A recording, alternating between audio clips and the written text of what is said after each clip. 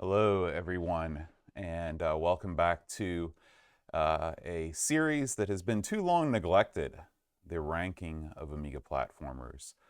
I started doing this a couple of years ago, and we only got about 7 or 8 games in, and so I thought that it would be a good idea to bring this series back because people kind of liked it. One of the things that makes this series unique is that I've got this spreadsheet here. And as you can see, we have a set of criteria that I have developed to determine what is objectively the greatest Amiga platformer of all time. And so far, that game is Mr. Nuts.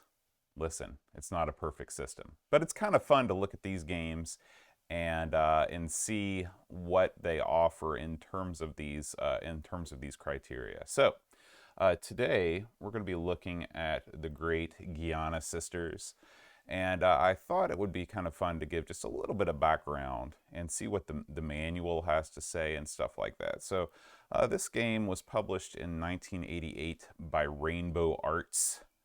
Rainbow Arts. I always think about Turrican when I think about Rainbow Arts. The developer was an outfit called Time Warp Productions, and they did some stuff on the Amiga. They did Thunder Boy, which looks it looks like a Wonder Boy or a Hudson's Adventure Island type clone. Volleyball Simulator, which I hope to look at some point. A game called Future Tank. A couple others, but probably they are most well known for the Amiga version of the Great Giana Sisters.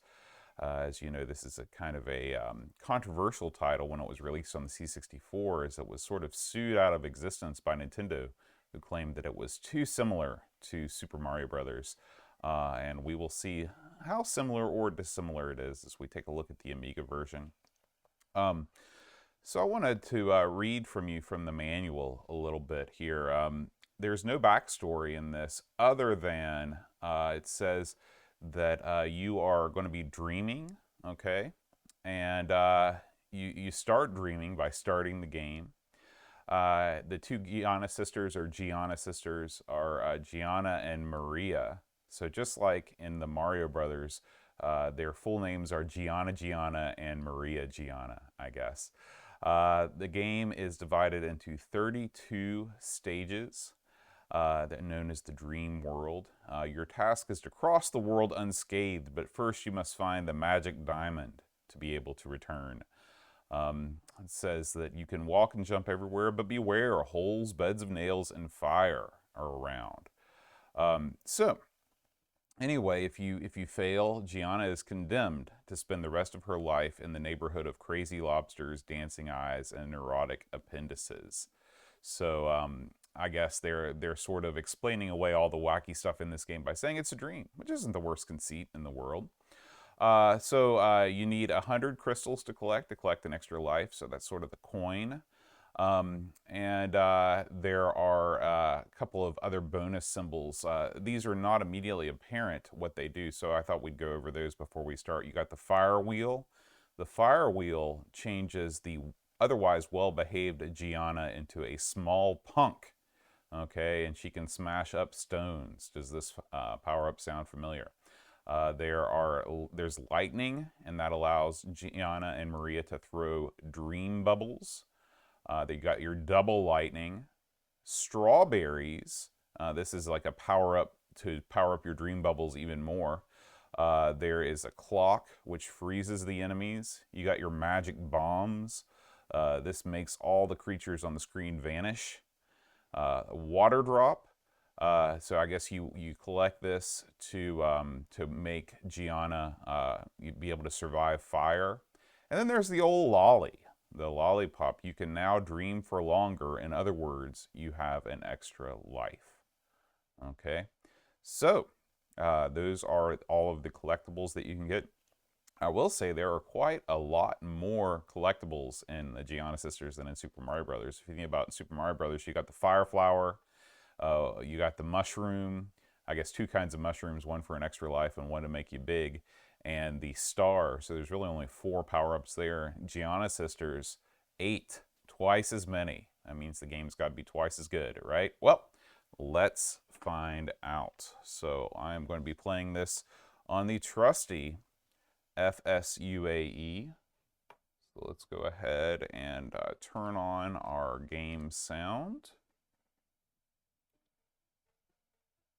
And make sure that that is all the way it should be, which it is not. Let's go ahead and turn on our audio output capture. I think that should do it. That did not do it. All right, and so here we have the colorful title screen, Great Giana Sisters. Definitely appealing to the teenage boys, given the slinky nature of Miss Giana's shirt. And let's just dive right in. Nice music here. We got Chris Husselbeck did the music on the Amiga version. Totally different from the music on the C64. This is an interesting way to select your number of players, left for 1 and right for 2.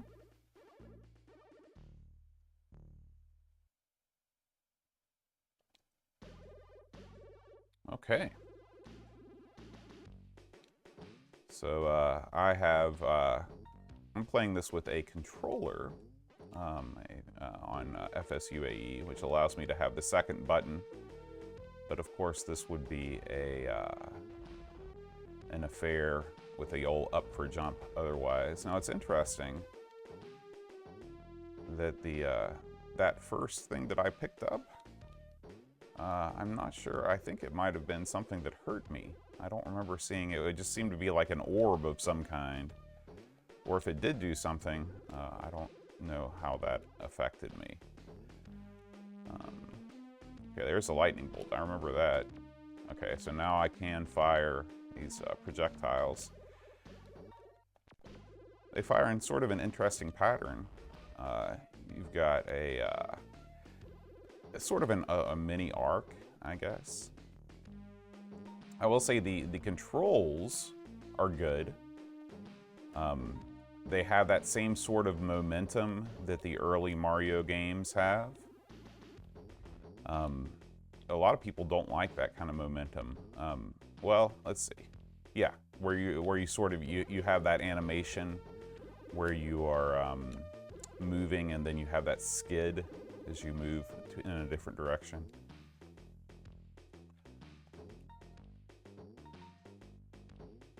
You know, that first power-up, I think that actually hurt me.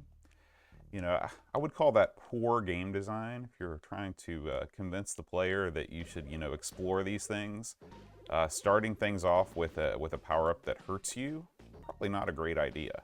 Now, maybe that thing did something awesome for me, but the way that she reacted, it made it seem like it was not good.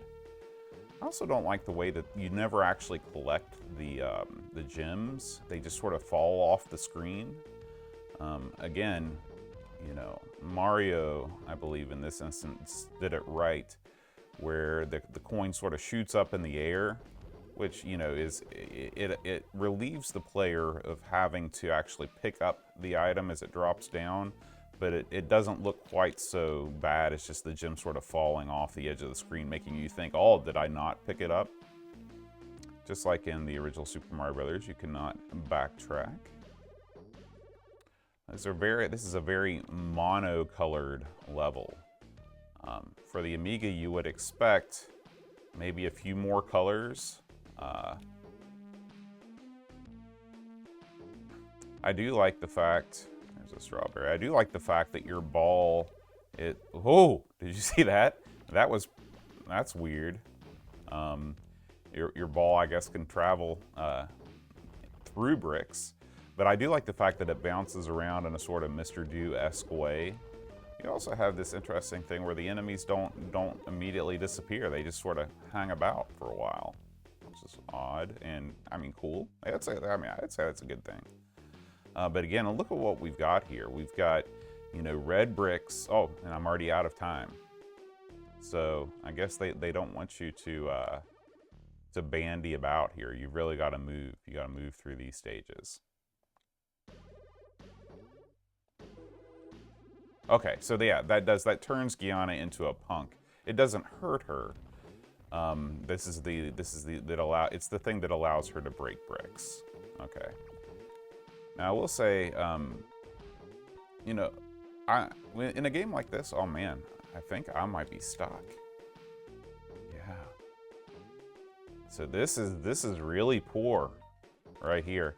If you're getting the player into a position where through no fault of their own they're just stuck in place, like there's literally, let me make sure.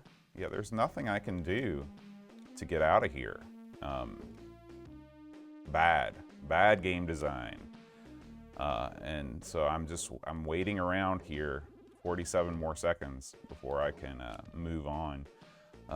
I believe that when I hit this thing at first, this boulder just kind of crashed here. And that means that anybody that does this, you just have to remember, yeah, if I run into this thing, I've just got to not hit this brick, or else I'm doomed to just stop. You know, it's one of the great maxims of Japanese game design is create opportunities, not obstacles. And what the Europeans do quite so often is the exact opposite. In this case, literally, where they throw an obstacle in your way through no fault of your own, and you're just left feeling frustrated. So, we're gonna try this again.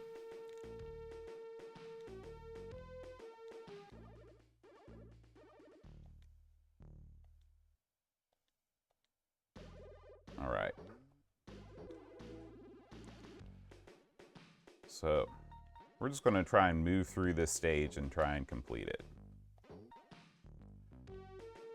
You know, again, this kind of sucks because part of the fun for me in playing a platforming game is I want to discover all of the hidden objects that the developers have placed everywhere. Now that you got an arrow pointing up there, I wonder if there is a hidden area or anything. Hard to know. The ending of this level kind of reminds me of what you might see in the Game Boy version of Super Mario Land, where you have the two towers. The one on the top takes you to a bonus stage, and the one at the bottom is the normal exit. Of course, we only have one tower there, but... All right, so we're on stage 3. Again, I don't know the purpose of just having that block. It didn't hurt me when it fell down. It didn't impede the way that gem was collected. Yeah, I don't get it. I don't get it. Okay. Random warp, whether you want to warp or not, to level 6. Okay. Was really looking forward to an outdoor stage after the Brownomania, the reddish Brownomania. You're definitely seeing the game's C64 roots with this particular color. This is a favorite of the C64. Or lightning bolt. I will say I do like the projectile in this game. I like the fact that it doesn't just shoot straight out, and it does. Again with this, the block. I don't get that. I don't get that.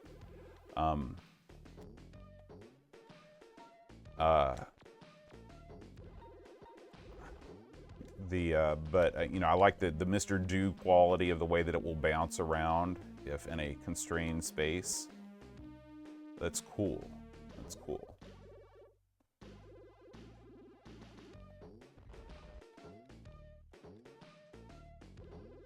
And like I said, I've got no complaints about the way this game controls at all. It's got that floaty nature that that Mario kind of pioneered. I think your head character is also well animated. Your Giana. We're at stage 7. I mean, this is right out of Super Mario Brothers. Yeah, the way you leave the castle there. I will say that the rest of the backgrounds and leave a lot to be desired in the way that they. I mean, it looks like a slightly up-resed C64 game. Does not take advantage of what the Amiga could do. If you look at a game, another AGA or another OCS, ECS game like Lionheart, Kid Chaos. You know, this man, this is really difficult. I'm not sure how I was supposed to get by there. Maybe I wasn't supposed to be able to jump up there. I should have just kept on moving forward. All right, well, that's all right. Now you get a lot of, now you can't use the keyboard. You do get a lot of characters to be able to enter your name. Mouse button to save high score, sure, why not? All right. So, yeah. You know, we've still got some time. Let's go back in this and let's do this again, because I've still got some more to say about Giana Sisters here.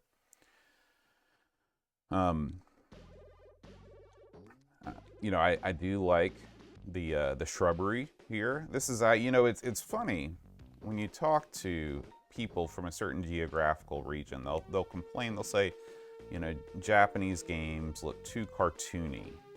You know, as if this is a bad thing. But you can't help when you're dealing in the 8 and 16-bit era. All your games are going to look cartoony. It's just the style of cartoon maybe that you prefer. Now, if you look at the animation of the enemies, you know, this is something. When I looked at this game the first time, I think I was, yeah. There's a lot of these kinds of jumps early on you wouldn't expect. The game is definitely more difficult, I would say, in the early stages than Super Mario Brothers. You know, again, you know, you're creating opportunities, not obstacles. And when you hit this thing, okay, you've really got to work for it. You've really got to work for it. You know, you do have a little bit of animation in the owl foot there. I will say that is, you know, to say that these are not derivative enemies, I mean, who's kidding who? But overall, you know, the level design, not bad.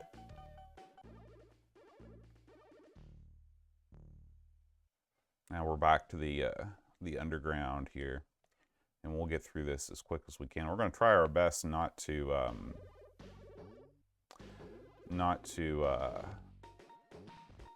hit that warp and go back to level 6. You know, one of the things that I always enjoyed about the original Super Mario Bros., and you can do here too, is just feeling like you're able to cheat the game by riding on top and just kind of passing through all the other enemies, which you can do. And I will say also in this game's defense is that the levels are short and sweet, you know? All right. This just seems like an area where they're just begging for like a secret up here or something, because they give you the boulder to jump on and they give you this open area up here, but I don't think there's anything there. But if I were designing this game, I would have put a secret. That's where I would have put the warp zone, not in a random place where you might not want to warp. You know, in my opinion, warp zones are great, but you want to put them in places where the player wants to feel like they figured it out. They figured out a secret. And you don't want to randomly warp, especially when you don't mean to. Okay. Let's see what we got here. That will be helpful. Maybe. Oh, no, it won't, because you can't use it on the thing. Can you jump on this? No. Okay. So, I guess we now know that the bouncing ball is invincible.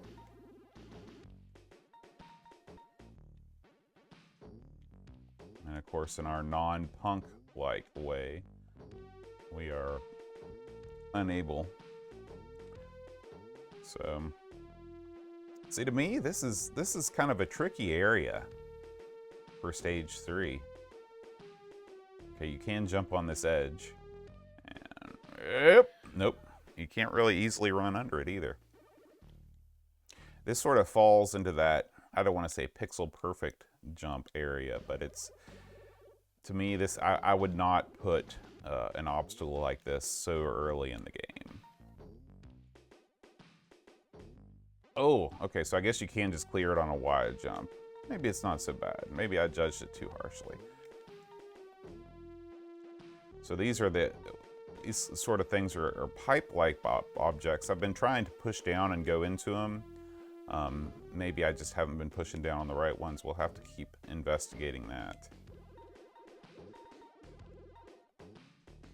Oh, yeah.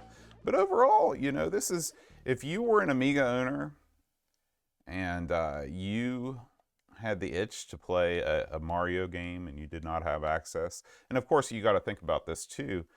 This game came out when? 1987 for the Amiga, is that right? 1988. Okay, so you know, this game definitely, you know, obviously Super Mario Brothers 3 years before. That you could make a case that this is a more advanced game than Super Mario Brothers in terms of the music. You know, it's a higher fidelity than Super Mario Brothers. You know, I don't know that it has the charm factor. To me, the enemies are not nearly as sort of well presented, well animated, even in compared to the original Super Mario Brothers. But this is, you know, it's not as. I'm not sure what. I guess that's sort of anticlimactic. You're moving through these stages. There's 32 stages, I think, which I think coincidentally is the same number of stages as in Super Mario Brothers.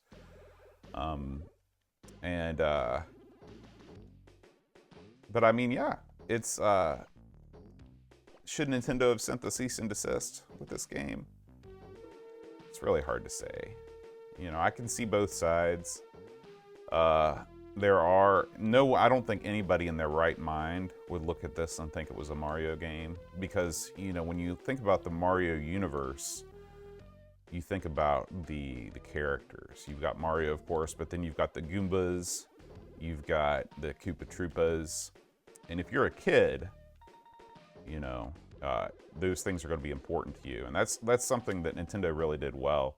Is in their manuals, they made you feel like you were entering into this world. And of course, the great Nintendo marketing machine also helped provide that. So every kid, you know, that had a hankering to be immersed into the world of Nintendo, all the characters were named. You know, all the bad guys, all the good guys. And in this game, the bad guys aren't even named. The manual's one page, you know, and it includes instructions for all the different machines. You know. So, anyway, I feel like we've given this an honest shake. So what we're going to do now is we're going to turn to the spreadsheet. So go here, and we'll go ahead and mute our audio output capture so we can fill out our spreadsheet. Okay, so we are on game number 10. We'll go ahead and highlight that to show that we've played it. I guess we're on game number 9 because we started on route 2. So wonky controls, no variable height, jump, excessive momentum. Yeah, I thought the controls were fine. Time limit definitely gets in your way of enjoying the game. That's no good.